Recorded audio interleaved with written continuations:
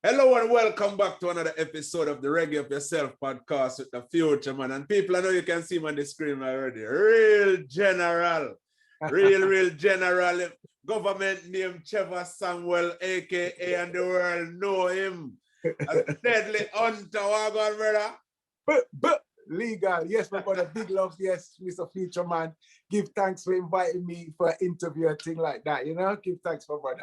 Love. Brother, the pleasure is all mine, man. The pleasure is all mine. It's always good to see you, man. It's always positive vibes, positive energy all around. So we deal with it, yeah, man. I'm looking forward to share that with the masses right now for who never really sit down and them love your music, but never really got a real insight into the artist. You know what I mean? So that's what we're going to provide the people them with. See? True family. Yeah, man. So first of all, we're going to just go straight into it and said, where exactly are you from? Like, I was born in the UK. I was born in England, precisely in Reading, down south, outside of London. Yeah. You know, and, my father's from Jamaica. Yeah. Come from Jonestown in Jamaica. And my mother is actually from Guyana. Yeah. So I'm kind of a mix and a cross. My parents, they came here and they met in England. And they had me and my two sisters, and that's it for us in terms of family in the UK. So Reading is really my home, like, you know. Okay, so where will you fall within your siblings? You say you got two sisters. I got two older sisters, so I was the youngest one, so I was a spoiled one. You know what I mean? It's good to be honest. You know, they're gonna be watching this as well. And if it's, you know what I mean, they would be the first one to tell. They would be the first one to tell you. Yeah, man. I think I saw one of them on the internet the other day. You posted a picture with one of your sisters the other day. That's right. It's my sister's birthday. It was her birthday, 21st of February. So that was that's the one who was just older than me. She's 2 years older than me, and then I've got another sister who's older than that again, Monique. Yeah. So we're going in depth with this thing, you know. So we're in Reading. What's the name of your town or village in Reading where you come from? Well, I tell you, the area that I come from now is called Whitley. Yeah, and basically anybody who was watching the Ali G program, when Ali G was doing his program, he had one little caption where he said like, he was rolling through Whitley, you know what I mean? Like, so that's how we get our fame. Is like even Ali G, he speak about Whitley like it's the ghetto, you know what I mean? Back in the days where I come from, it was a rough area in Reading. Like Whitley was really known as like a rough area, and you had many different sorts of people. You had a lot of skinheads here. You know what I mean? Because I've been here for a long time, since the skinhead times. We see many things happen, but Whitley is quite a notorious kind of place. It's not a bad place now. It's like just level, you know. But yeah, man, Whitley is my area. Did you grow up on one of the estates? I grew up on an estate, yeah. So the estate that I grew up on, there was a lot of Caribbean people. Many backgrounds. Reading is a place now which has got a lot of people from Barbados. So it's got the highest population of people outside of Barbados of the Bajan descent is here in Reading. So most of my friends was either from Barbados, or their parents are from Barbados, and they had a lot of cousins and a lot of family. So that was the environment. I know a lot of the Bajan culture because of that. But I grew up on that estate, and a council estate, you know, like any other in the UK. It wasn't too bad really. We never experienced nothing too bad. It's the same as any other kind of estate around UK, like, you know. Well, man. I'm asking about the estate because yesterday I had a conversation with another artist who grew up in an estate, but in London, and he was telling me about his experiences when he was going to school and things like that. And during the conversation yesterday, we realized that he has realized that when he was because the teachers used to allow him to just do whatever he wanted in school because they know that he was from an estate and from a single parent's background. He only had realized just in that conversation that basically he was allowed to do that because there weren't any great expectation based on his background. You know what I mean? Yeah. So I would say that where in the same area where I come from, there was a school which was called Ashmead School. It's now called the John Majeski Academy, which is where the footballers go now. It's been John Majeski is the owner of the Reading football team, of the club. So he had a big influence, big money man. He came in, he set up the academy and stuff like that, which was nice. But and it was a boys' school there, so all of my friends went to Ashmead School. But my parents now, I was quite lucky. My parents were still together when I was going to school and when I was growing up and stuff. And they had very high expectations from me and my sisters. And they weren't prepared, you know, to really just send us anywhere. So my parents, although I lived in the area where all of the guys that went to that school was from, I went to another school, which was maybe 3 miles in the opposite direction. And in that area, there's no estates, hardly any black people. When I got to my school, my secondary school, there was probably 10 or 12 black people out of over 1,000 people in my secondary school. You know what I mean?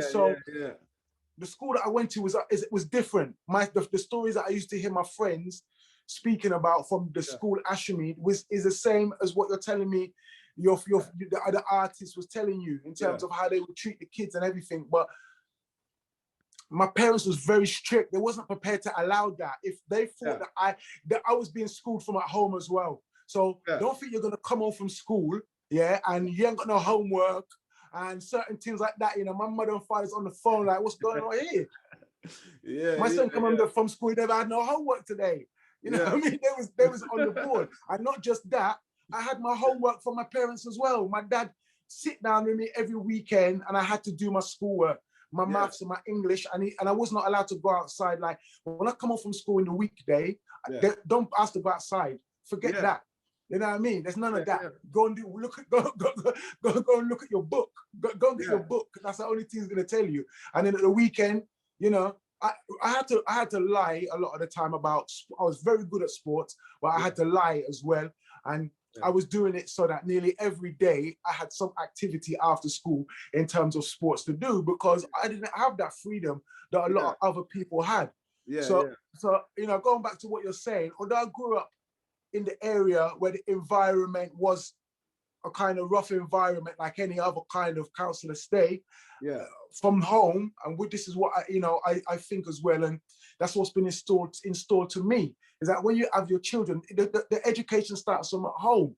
It's not for you to say to yourself, I'm going to just have a child, that child just goes to school and his learning just comes from the system or from it doesn't go like that. You have to learn. The teachers, your parents should be your biggest teachers at home. And should be keeping up with your school activity and stuff. So that's where I come from in our family, really. That's amazing, though. That's absolutely amazing, because maybe I think that's one of the things that's probably missing now, why so much youth are out of control. You know what I mean? But how much do you think there is like a lot of dads now who's taking that kind of time to sit down and do homeworks with their kids like that? You know what I mean? I think that that the situation now really in the communities where we kind of come from is the same of what again, I refer back to what the artist said that you was talking to, is that there's a lot of broken homes. And I think there's a lot of mixed relationships as well, you know. And while I haven't got a problem with that, because I've got 4 mixed race children myself, I think it can bring problems in certain areas, certain times, if you're not working together, if you're that person that haven't got a good understanding. So what you find is that even if it's the same race, then once we are not with our partners anymore, there seems to be no communication anymore. So once the two parents have got no communication, then and the child sees that breakdown, that gives them the opportunity to, you know, do what they kind of like play parents against each other. It's my own experience. So my baby mother as well. So, you know, and I think this is what happened a lot of the time. Like, it's a difficult situation. It is difficult to put your finger on it, and you know what I mean, we can't judge, we just can see from our point of view, because every man's burden is the heaviest and every man's story is different. You know? So let's go into this music now, because you know what I mean, where did it all started out for you? I would say that like my dad has been a very big influence in terms of music. He was from Jonestown, and he grew up with, like, you know, seeing people like Bob Marley and Burning Spear and all of these guys before they was even big. He tells me stories of them and tells me stories of the old sound systems, you know, King Henry VIII and also names like that of sound systems from the old school. So he was very much into his vinyl, and he used to buy a lot of vinyl. He had many vinyl, very expensive sometimes. Back in those days, he was still buying tunes and albums for like 30, 40, 50 pounds. This is in the 80s and stuff. He was buying it for those prices. So he loved his music. So he was a big influence in terms of reggae music in my life. I had my sisters, my two older sisters, who was very much into music as well. My elder sister, she was into like the Specials and UB40 and a lot of lovers rock music. She was going to a lot of blues and stuff like that. And she you know, she loved that kind of music. I had my other sister, she was into Michael Jackson, Prince, Duran Duran, a lot of pop groups and stuff. And we used to sit down and we used to watch Top of the Pops, which was the most famous music program back in those days in the like 70s, 80s.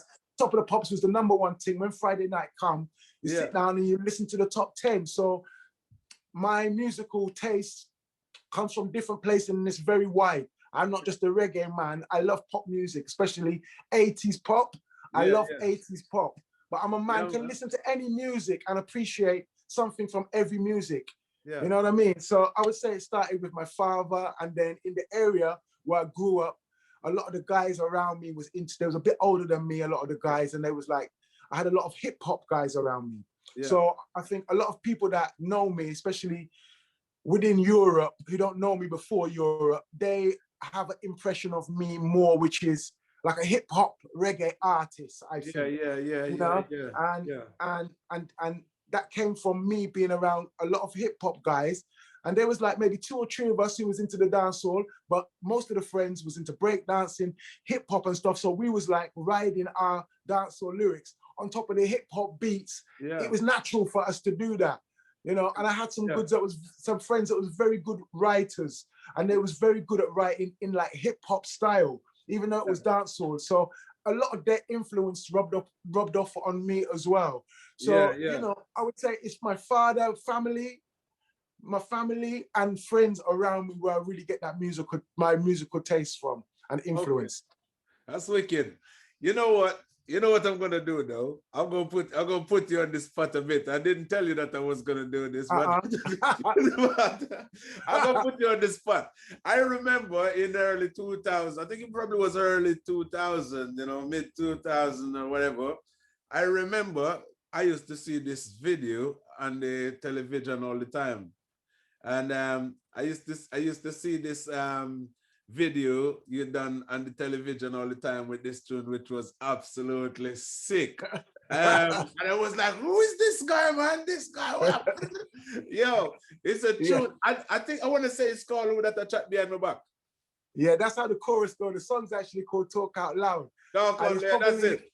One of my most popular. It's probably it's between that and another jungle song. It's the 2 most popular songs. Bro, before we go no further, I want you to bust a freestyle of that. You don't have to do the whole song, but like, I love that tune. Like, I still watch it on YouTube.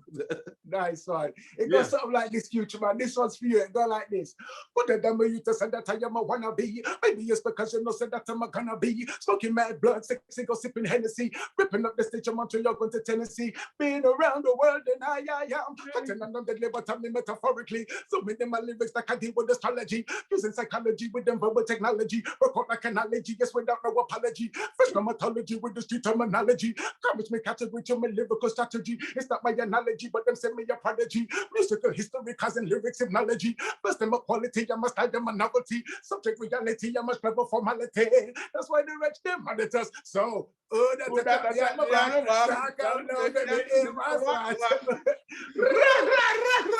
Yo, bro, that tune is sick, you know. That tune is so sick, bro. That tune got so much lyrics. You could make 10 albums out to that tune. I swear that was like just one verse, man. That's like half of an album in that lyrics. That's the thing, like the way I wrote that song was even in a hip hop format. You know, the hip hop guys, they usually start with the verse. Yeah. And the verse is usually like 16. bars. Like dancehall, we usually start with the chorus, then we go to the verse. It's like 8. That's the kind of more regular pattern for that. You know, so I even had the pattern of the hip hop in that tune as well. You know, and the way I was breaking it down. So I get so much love for that tune, Fuchaman. I think that is one of the songs that really carry me around the world. And when I do my shows, if from the beginning I've been doing that song, and I can't do a show without doing that song, because people are going to say, you know, they're not going to be happy. No, I wouldn't. Well, I've seen you on stage quite a few times, and if that tune don't play, then bro, like, literally. Bro, I love that tune, man. I love that tune. The energy that you got and the lyrics, the way you done it is mad. I'll tell you something as well. Before we continue, the first time I actually saw you, you remind me of Bounty Killer. Okay. Because I saw you on a BBC program with like a live band, and I was like, who is this brother? This was like, them kind of artists in England. That's what I was thinking to myself, bro. Like, that was you were like literally one of the like first artists that let me realize that actually some bad dancehall artists in England. That day when that tune, I don't know if you remember a show you did with like something to do with the BBC, and you had a live band. It was in London at, I forget the name of the place, but it's a very special show that they invited me to do. I was working with a band called Catch 22. I'm just trying to remember the name of the hall where it was. But yeah, it was a BBC program. There was another brother who was there, I forget his name, the poet, the guy who does a spoken word. He was performing there as well. But I was with the Uppercut band. It was very early. I had a suit on. I think I had a white cap on. That's the one, bro. That's the one. I'm like, bro, them thing, you kind of opened my eyes up to like what was in the UK. Like, you know what I mean? But I tell you the truth, like, I always had a love for Bounty Killer, and even the name Deadly Hunta was something that I put together because of Bounty Killer.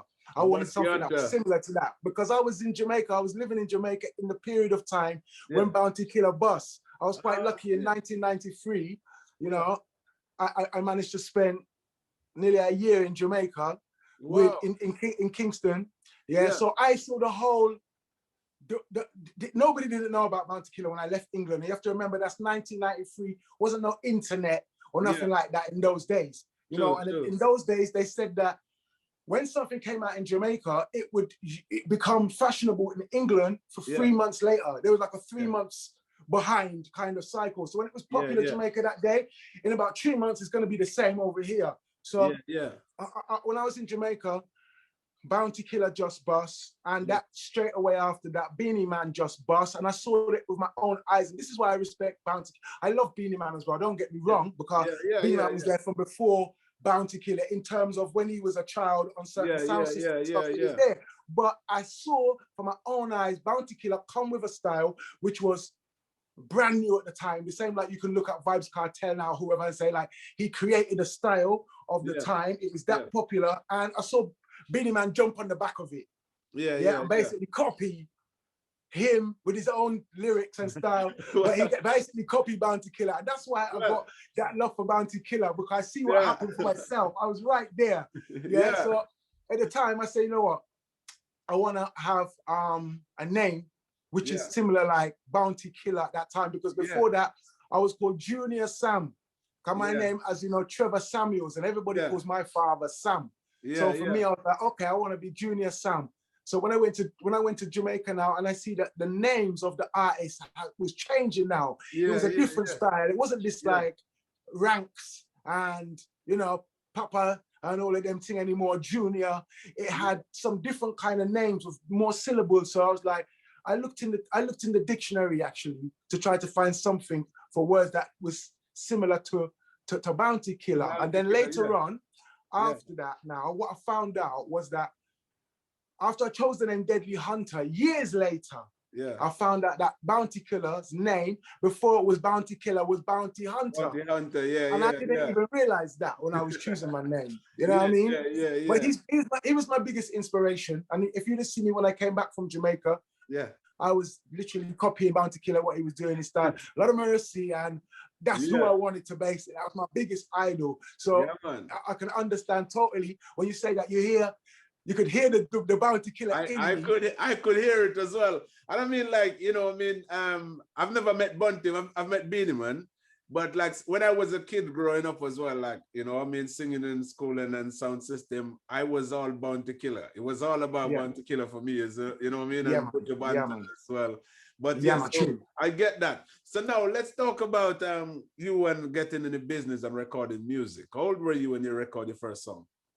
I think, like, what I would say is that, you know, I came up on sound system. Yeah, we had a sound system in Reading called African Roots, which is quite a big sound system. We used to play with like, they used to play against Coxsone and Saxon, and you know, V-Rocket, some of the biggest sounds, and in the UK. And while it was quite fortunate as well is that Reading was a place where a lot of sound systems used to come to do clashes because it wasn't on anybody's turf. It wasn't too far from anywhere because it's only 30 minutes away from London, Reading is. But at the same time, it's not on anybody's turf. So sounds used to come there to a mutual ground to do clashes. So I saw a lot of big UK sounds clashing. So, you know, for me, the biggest was like Coxsone and Saxon was the two like number ones for myself personally. So well, Daddy Freddie, I love Daddy Freddie was really a big idol for me as well. Tipper Irie, now all of these guys was big when I was a little youth, like 14, 15. You know, so I started on a sound system in Reading called African Roots. And then we had a couple of other little sound systems. And then I met a guy who was the first guy I was recording with, like a guy called Jazino, who I knew for a long time. And he had a little system at home. We used to go there and do some little basic recording and stuff there. And if I tell you the truth, he built the instrumental that's for the song Talk Out Loud. The same song I'm just singing. He built the instrumental that I wrote that song on. It's not on that. It didn't get produced. It didn't get released on that rhythm. But that's the where I wrote the song was on his rhythm. A guy called Jazino from Reading as well. Who's a very, very, very good producer. So that was my first experience in terms of recording. Music was with him, and then I met some other producers around the place.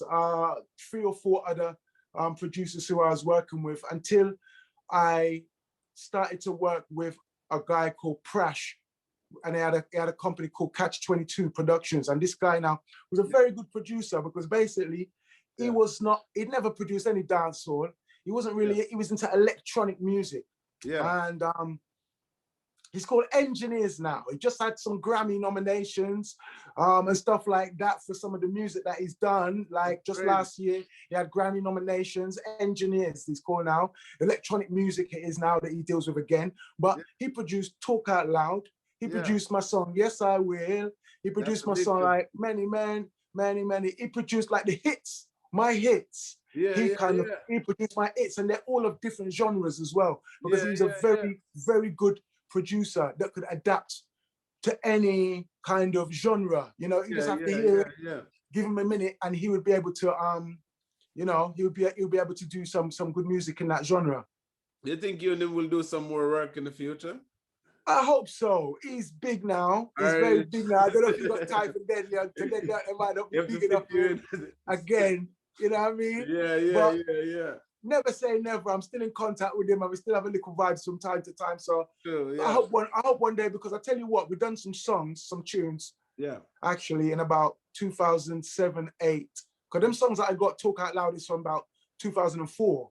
Around that time. That's how old those songs are, you know? And I wrote it in 1999. That's when I wrote Talk Out Loud. I wrote that in 1999 when I came back from Jamaica the second time. You know? So like it would be nice to work with him. We got some songs put down there that I know if I release them today, people would think that we produced them today as well, because they're very advanced, I think. Oh, that's wicked, man. So at what stage did you actually realize that actually, you know what, I could focus on this as just being an artist? I went to Jamaica for the second time, which was in 1998. And I was there for about 5 months. And I had some good links. I have some good links in Jamaica. So I was able to work in Bobby Digital Studio. You know, I went over there and I done 5 songs in Bobby Digital Studio. But in terms of actually wanting to become an artist and realizing to myself that I could become an artist, I would say that happened from the first time I went to Jamaica, which was in 1993, because my uncle he's passed away now, rest in peace, Bobby Digital. My uncle was his lawyer, and his friend as well. So when I was in Jamaica, like he was just going to see Bobby Digital as a friend. He wasn't going there to do any business. He was just like, he's passing there, and he's like, come let me go see my friend Bobby Digital. So I was with him, and then we're there, and he's like, yo, my nephew, our DJ, And Bobby's like, go in the box, let me hear you.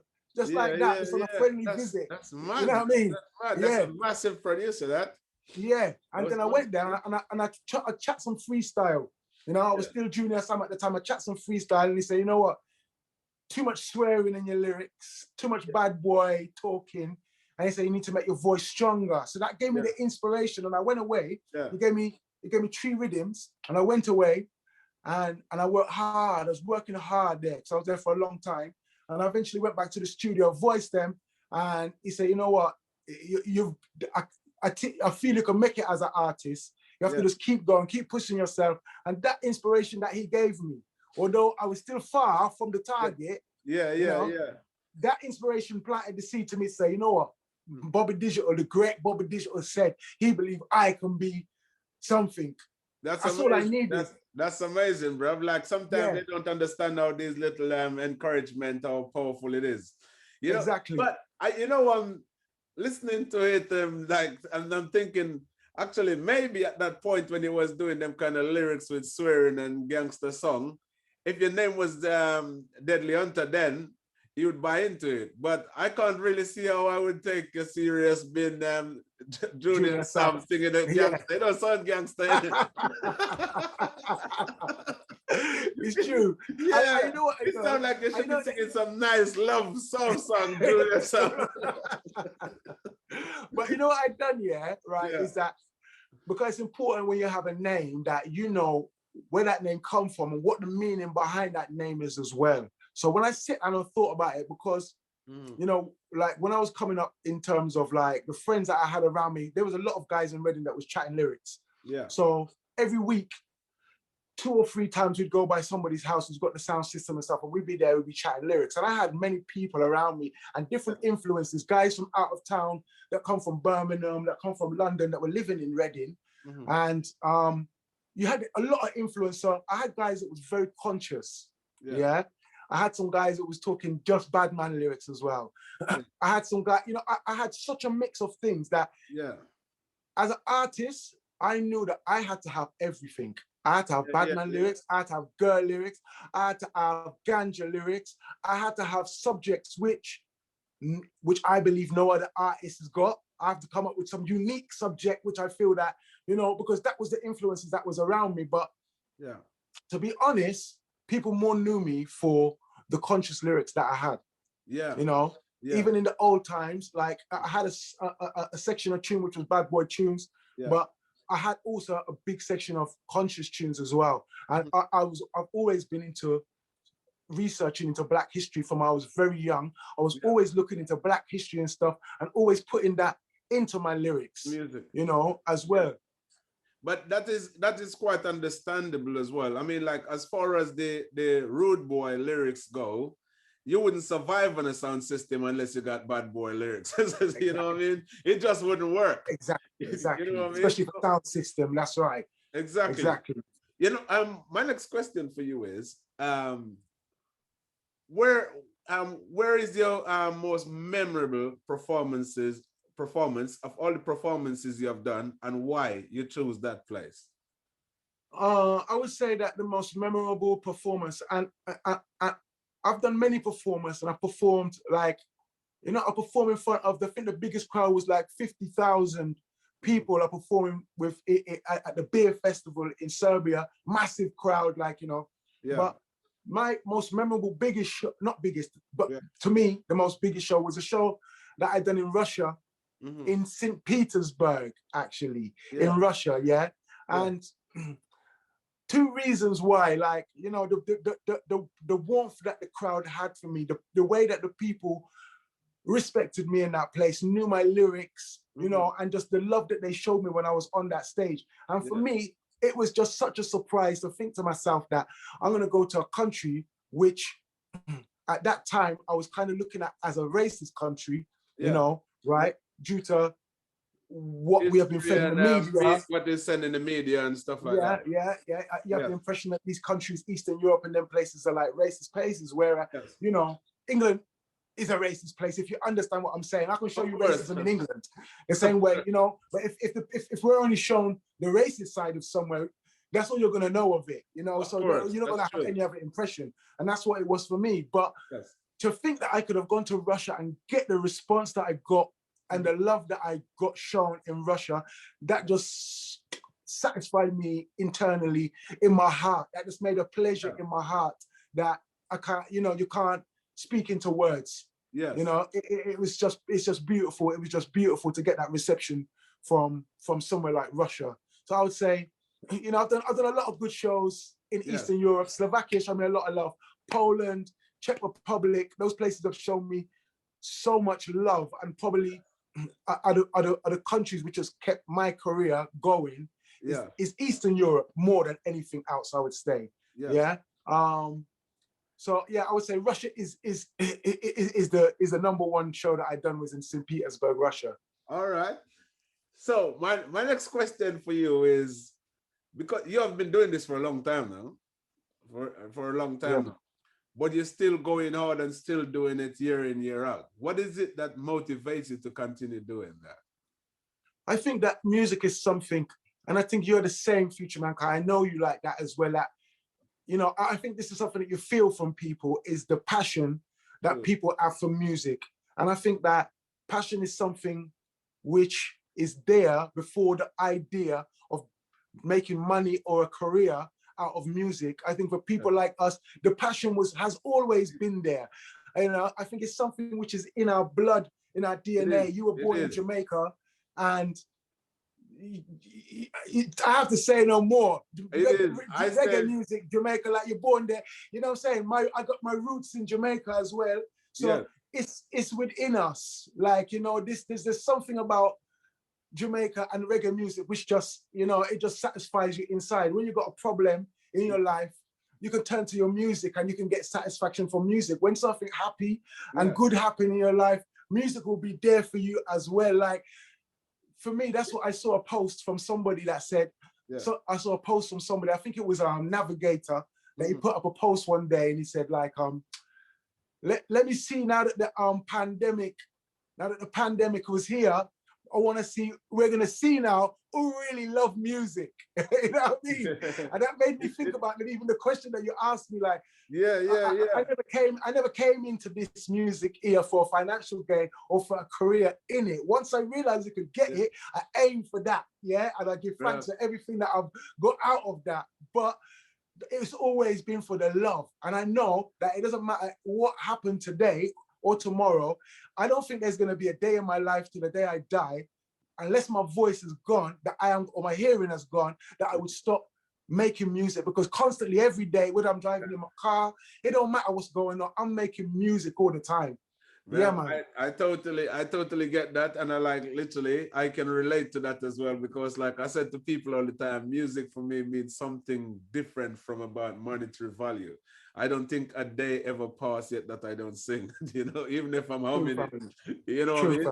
It means something completely different, you know what I mean? It's more than money for me, you know what I mean? So I totally get it. I just want you to, you know, see where you're coming from with that. Yeah, man. You know what I mean? So, man.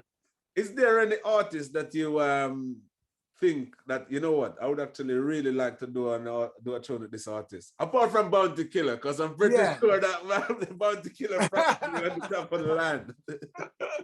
Like, obviously, Bounty Killer would have been my first choice if I could have done a song with anybody. Like, you know what, I love Vybz Kartel, you know. I love Vybz Kartel because he's an artist. And then when I say that, what I mean is, the same way you can respect somebody who paints pictures, this is how I look at music. You know, it's not always about the picture that you're seeing. It's about the style sometimes of how they're drawing that picture. It's like looking at a Banksy. You know what I'm saying? Looking at a Banksy picture. It's the same way I look at the music as well. I know that he's not really always saying good stuff all the time, but if you know music and you're an artist yourself and you understand the science behind writing and behind music, you have to respect Vybz Kartel on a different level. And the metaphors, the metaphors that he uses as well. I would actually go as far, and it's probably be wrong, and people probably will say that I shouldn't say this, but this is an opinion of mine, that to me, listening to Vybz Kartel, even though I don't condone most of his songs, I would go as far as say that he's probably the best dancehall writer that ever lived. It's a massive statement.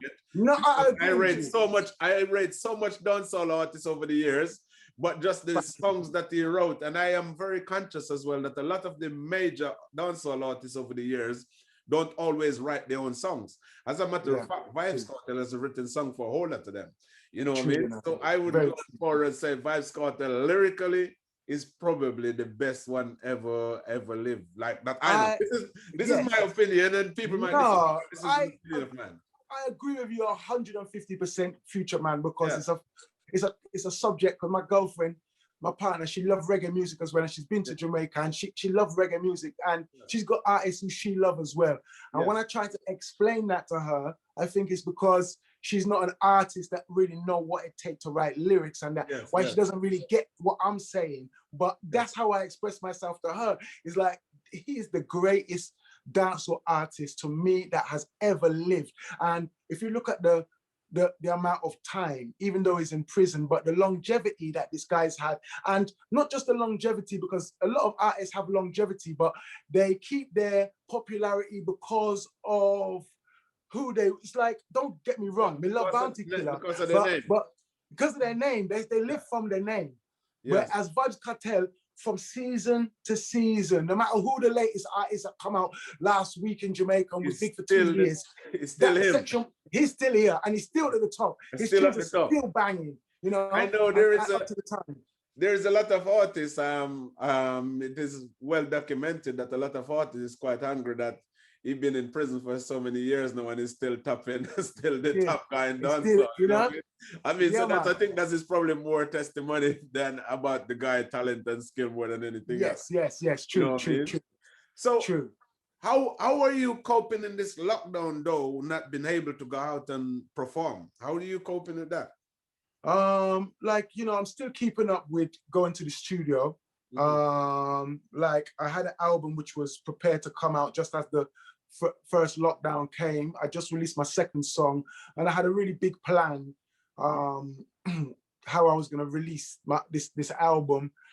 And it really was a blow to me at that period of time, because it's the first time I think I was doing something that, I think that I've been in Europe for quite a long time now. For over 10 years, I've been performing in Europe and kind of was satisfying the European crowd and satisfying myself as well. Not saying that in a disrespectful way, but I mean, I put out this album. When I wrote this album, I said, you know what? I'm writing something from my heart that I want to put out, which is just not considering nothing else. I'm only considering what right now Deadly Hunta wants to put out and loves. I come from dancehall. That's where I come from, the dance sound system. So I wanted to write a dancehall album, and up to the time dancehall album as well. And that's what I did. I released the first 2 songs. The first one had a video, which was called Winner. And then the second song, which is called Karma, which I released as well, but I didn't get to release the video. And the lockdown kind of hit. So it was quite a blow for me. But, and music has been my main source of income for over 10 years. At that point, it was my main source of income. As I was paying my rent and I was doing everything just for music. So I had to, So I had to find something else to do, which was I went and started doing some work with some kids. So I was working with same kind of work that I know that you do. So working with vulnerable kids, naughty kids, and mentally challenged kids, and all of these things. I started working with those for a couple of years, and that's where my main finances come. I've started up a CMOS business now. You probably know as well. Which is going really good. So those are the things that I've had to do. But in the background, I'm still keeping up with my music. I've just had I've just had a friendly blow, I could call it, from an artist called Peppery. Yeah, who you know very well as well. Yeah? Yeah. Funny enough, I have heard that song. Yeah. And I got an interview with him next week. So it's good that you mentioned it because I've been talking to him about it as well. Yeah, ask him about that because I've seen now there's a message that goes out that says something like this, like Deadly Hunta brought out this song, Murder Them All. He respected the song, he said it was a banger. Yeah, but he must have thought that he had shaded every UK artist when he never got no answer from anybody about this song, yeah. And he says, he goes on to say that the Peppery felt a bit that the song was targeted towards him when one line in the song said, burn them out like hot pepper. So he said that he felt away. Yeah, he felt the line could have been directed to him. So now he's come up with this song called Silent to counteract the Deadly Hunta. And you know, say that I heard it. I heard it. Pepper, you know what I mean? So I just heard the song the other day. Now, so we're gonna see what's gonna happen now because the Deadly Hunta. Yeah. Are you going to answer back though? Because you know this is dancehall. You know when it comes to dancehall, you can't allow to just sit back and make a man just say what you want. You know. Thank you. That's why I'm glad you give me the opportunity to air this on here as well. Cause I didn't have the thought to speak about it, but. He's gonna see it. I'm gonna have to answer back. He's gonna see it. Cannot sit down and make an artist fling shot after him and he doesn't answer back. You know what I mean? Do that. You can't do that. And I'm talking to him next week Sunday. I'm doing an interview with him next week Sunday. And I'm gonna ask him about that tune because I've seen it as well. I've seen the tune and the message is going around. So I thought that he took he threw a blow. So I'm very pleased that you actually mentioned it because I want to see what's happening next because I think it's important. I'm not instigating anything, but I think it's important that actually if somebody is saying something, they defend it back lyrically because I know both of you, so I know it will all be about lyrics. You know, that's it. So that's what it is. That's another thing I want to highlight is that that a lot of people, especially.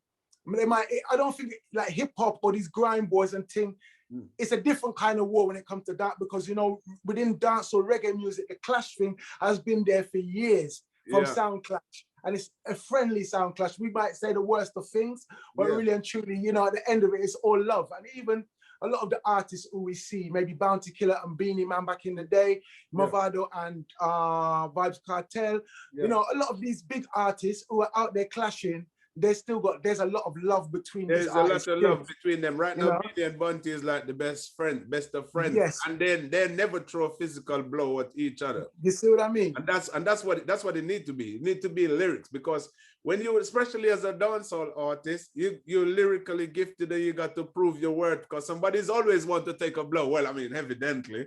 So what's going on right now? You know what I mean? So exactly. So that's it. So Peppery, now send this Peppery.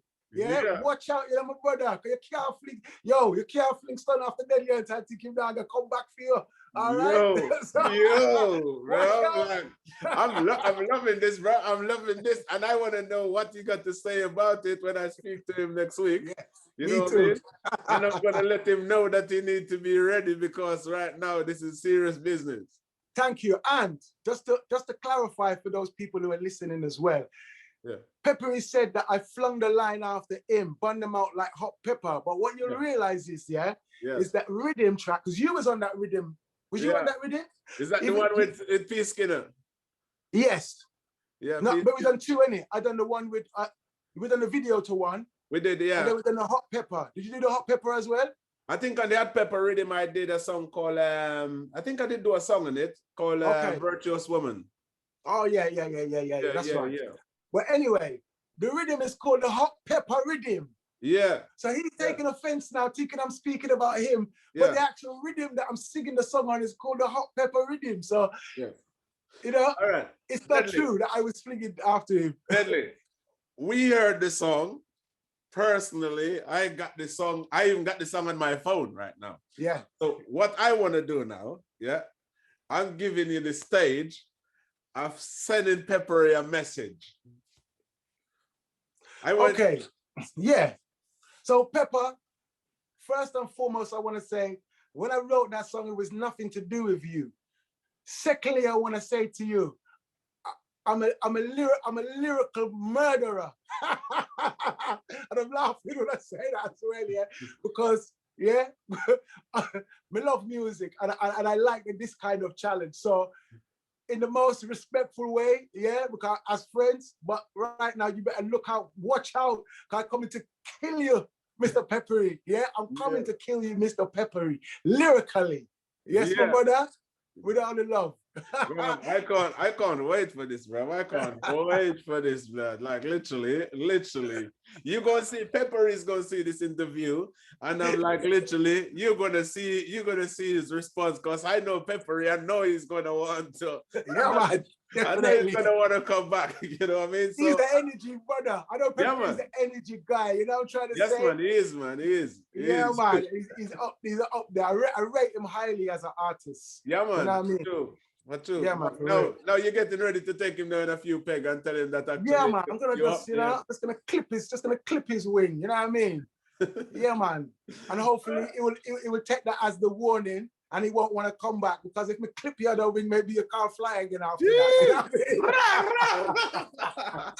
You know what I mean? Yo, brother. Like literally, I can't wait to see this, bro. So, all right. All right. So now, what is it that you got coming up soon that you want to tell people about right now? Okay, can you, my battery gonna die, sorry, King. Can I just get my charger and quickly plug it in? Sorry, all right. Yes, people, as you can hear, you heard it first. Deadly Hunta is coming back for Peppery. He's coming back. Peppery sent out a warning, sent out a diss tune the other day. Peppery sent out a diss tune to Deadly Hunta. And now Deadly Hunta heard it. I didn't realize that he heard it, but he heard it. And he's getting ready to come back and tell Peppery, wow, go on. So you got to keep watching this podcast, because I'm interviewing Peppery next week. I'm interviewing Peppery next week, and I'm sure Peppery is going to have something to say about that. So it's going to be really interesting to see what Peppery got to say for himself when he come back, because obviously you heard what Deadly Hunta said, people. He actually didn't call out Peppery, but Peppery heard it and took it up on himself, and then he called out Deadly Hunta. And he's basically, the way Peppery is doing, he's going hard. He's sending some hard message. So basically, you got to get ready. You got to get ready to continue this, because, you know what I mean, he kick it off and then it is coming back like that, you know what I mean? So it's going to be very interesting. You guys got to really stay focused and watch and look out for this, because this is going to be something like, I think no one haven't really seen something like this in the UK for a while. It's been a long time since anybody seen two dancehall artists in the UK that like literally going hell for leather, lyrics for lyrics. So I hope. Trouble. It's gonna be trouble. Yeah, bro. I'm like, yeah. So it is gonna be very interesting. You know what I mean? It's gonna be very interesting. In this time now, with some lockdown as well, it'll just make for some nice home entertainment as well. Yes, bro. Yeah, man. Like, literally. All right. So future plans. You know, the Peppery is a massive thing now, because like we said, you can't just let that lie. You have to answer back, because that's what's happening in dancehall right now. You know what I mean? So he call you out and you got to answer. But so what's coming up next for Deadly Hunta? So I've got a few different projects that I'm working on. I'm doing a project with an artist from America now called Afuru. I don't know if you ever heard of him. He's a big rapper. He's done songs with Damian Marley, songs with like Wu-Tang, Gentleman. He was big back in like the early hip hop scene, in the 80s, I would say, when the first kind of wave came. He was a very big artist. So a lot of the real hip hop guys, they would know who he is. So I've just done a big track with him actually. Me and him got a really big track together, which I just got the mix back for it. So I think this summer I'm gonna bring that song out. Also, I'm working with a producer from Austria, who I've been working with for quite a long time actually, but we just put together some really nice songs, some kind of dancehall, Afro beat, a few like nice lovers, girls type of songs. That's nice. So yeah, I've just and what I want to do as well is still like I said before, I had the album, which I only managed to bring out the first 2 tracks. So I want to bring that album out finally as well. The actual title of the album was 2020 Vision, because it was for the year 2020 as well. And a lot of the subject matter was relating to that as well. So I would like to really bring that album out as well. And you know, I've got so much music sitting there, Fuchaman. I've got a lot of singles that I do with producers. People ask me to do songs, and you know, in terms of releasing songs, I haven't really released too much. I put out this song about a month and a half ago called Please, and a video that came out on Reggaeville as well, which is a reggae tune that I done in Spain a couple of years ago. I had the video for a while, and the subject was about Cecil Rhodes, who was like a diamond miner, and he like kind of he was responsible for a lot of deaths of a lot of people. And I actually done the video in 2018. And what happened is that in the video, I'm actually in Oxford, where they've got the statue of Cecil Rhodes. And within the video, it's like a story. It tells a story basically of in South Africa, they protested to get this statue taken down, like in the 90s, early 90s, and they took it down. And then at the same time in Oxford, they had the protest to take that one down, and they didn't take it down, you know. So my song now, Please Mr. Politician, like it was the idea that the video man came up with was to put it around that story in 2018. And what was funny is that in 2020 now, after the guy in America, the guy kneel on his neck in America, George, I forget his name, George something, George Floyd. Yeah.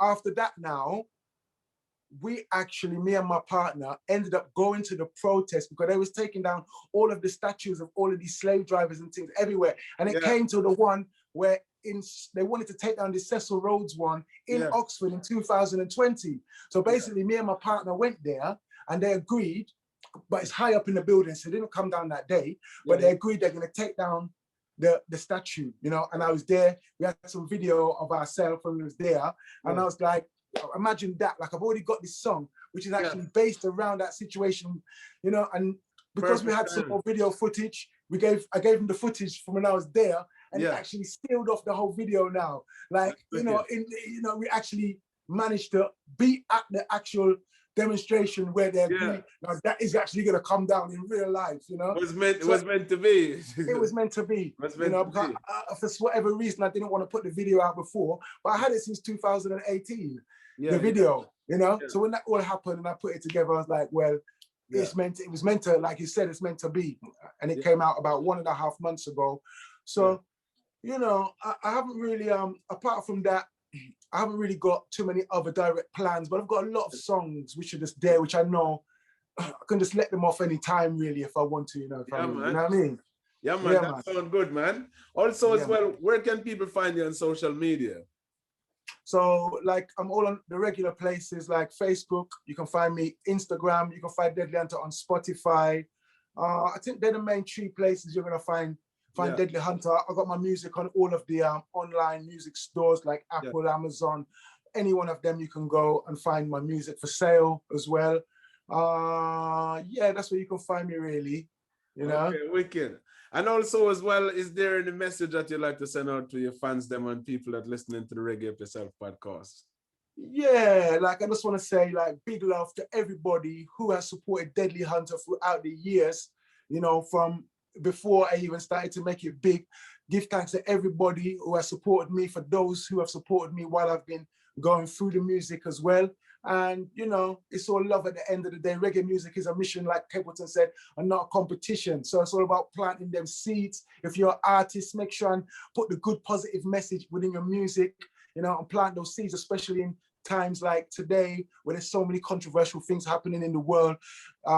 We are the springs. You know, I forget the quote, which comes from the Bible, but we are the springs. You know what I'm saying? The musicians are the springs. So basically, we have to be putting that real information into the music, because we're not really going to find that from the news and from the newspaper and from all these other sources. So we have to be enforcing this information through the music and keeping it what it always was, if you know what I mean, which is like the poor man's cry, which is an information source, which is a way that we can release our stresses and emotions, you know. And I think this is the way forward for us as artists and reggae music. So big love to everybody out there, yeah. Maximum love and respect, and to yourself as well, Mr. Fuchaman. Big yourself love to yourself as well, King. Blessings, brother. Yeah, man. Deadly Hunta, it's been a joy and a privilege as always to link up with you, brother. Thank you so much for your time, and I look forward to see everything that you got coming out, the new tunes. I'm gonna go check out that new video on Reggaeville as well in a minute. You know what I mean? And see, because the story, I love the story about it and where it comes from. So I'm going to go check that out myself. So big respect for that. And I'm really, really looking forward to see how you and Peppery battle plan that. So, you know, brother, there's a lot of exciting things ahead. So, brother, big love and blessings. In? Every time, my brother, yeah. Guidance. And the same for yourself as well, Mr. Fuchaman, yeah. Thank you, brother. Wish you every success for your career as well, and everything what you're doing, my brother, yeah? Thank you. Biggest of love. Thank you, right? Listen, brother. Thank you so much. Take it easy. Blessings. Love. Blessings.